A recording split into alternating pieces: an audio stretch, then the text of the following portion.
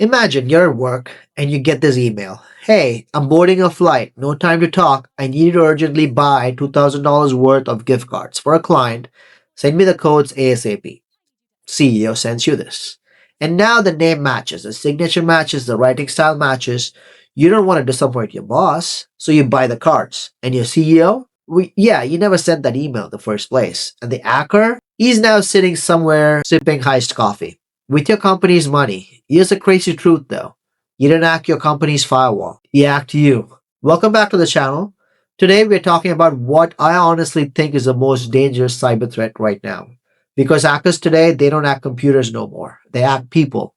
And by the end of this video, you will see how AI, psychology, social media, and human nature all combine into perfect cyber weapon. And don't worry, this won't be doom and gloom. We're going to have some fun. I'm going to keep it real. So you will leave smarter, not scared. All right, let's get into it. So let's start with the wild stat. Most cyber attacks today start with human interaction, not code, not malware, not allied hacking tools, just people making normal human mistakes. Why? Because humans are way easier to break than encryption. Think of it like this, breaking into a locked house. I feel like there are two options here. Either you can learn lockpicking, which is risky and complicated, or option two, put on a reflective vest, hold on a clipboard and say, hi, I'm here to check the gas line, and boom, door opens. So humans are trusting creatures. We are wired to help, obey authority, respond to urgency, avoid embarrassment, and be polite. Hackers love that. And with AI, they can now scale manipulation like never before. And we'll get to that. So social engineering isn't tech anymore. It's mind games. So hackers flip the psychological switch and the urgency. If your brain thinks you're in danger, logic shuts down. So let me give you a real world example. A hospital employee received an urgent IT alert saying system compromised, log in immediately. And guess what they did? They actually did follow through that email. So now hackers got full access. All because of one word, urgent. Now let's talk about the authority part. We have trained since kindergarten. Police obey, boss, yes sir, bank must respond. And hackers impersonate CEOs, lawyers, IT support, governments, and people comply. And there's another part where the scarcity, right? If people fear of losing something, that triggers panic in your mind.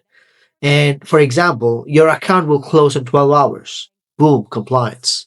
And the curiosity part, our brain hates unanswered questions.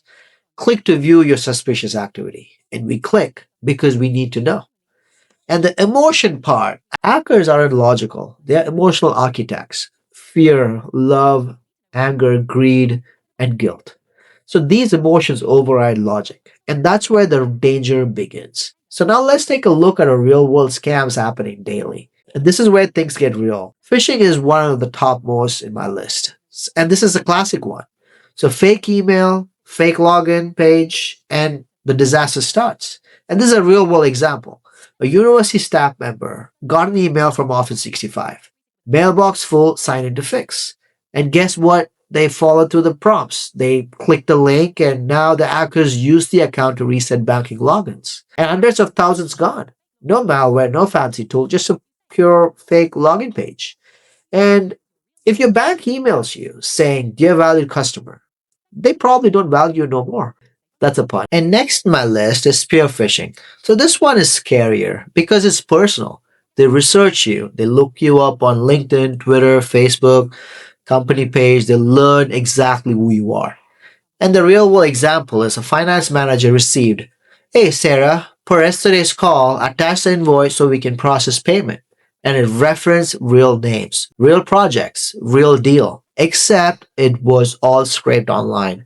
Payment sent, gone forever. This isn't ransom spam. This is a weaponized research.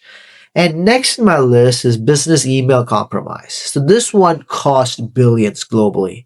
And hackers impersonate CEO, vendor, attorneys, then request money. A real world example is a construction company received an email. Hey, we changed bank details, use this account instead. It came from a real vendor's act inbox. They wired 800,000 and boom, it vanished. And this is where verification is everything. Tech support scams pop up screaming. Your computer is infected. Call Microsoft now. And spoiler alert, Microsoft does not call you. This is a real world example as well. One elderly victim paid 25,000 over months because scammers pretended to be fraud investigators. They even scolded him for not following security protocol. Think about it. Criminals lecturing victims about security. Yeah. Next in my list is called romance scams. So this one is heartbreaking. Hackers prey on loneliness.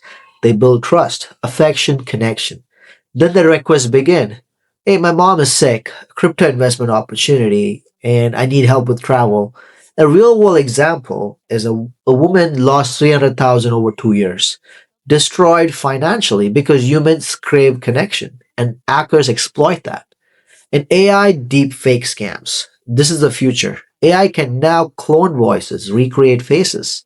Generalists generate realistic videos. Real world case was a company CFO received a Zoom call with that looked and sounded exactly like their CEO. They approved a multi-million dollar transfer. And CEO later said, I never made that call. Let that sink in. The video call was fake. This isn't a sci-fi anymore. And now, so I know with all this information I'm throwing at you, and how do you protect yourself without being paranoid? And security isn't about paranoia. It's about habit. So here are the rules I actually try to implement when I'm implementing on real world cases with my clients.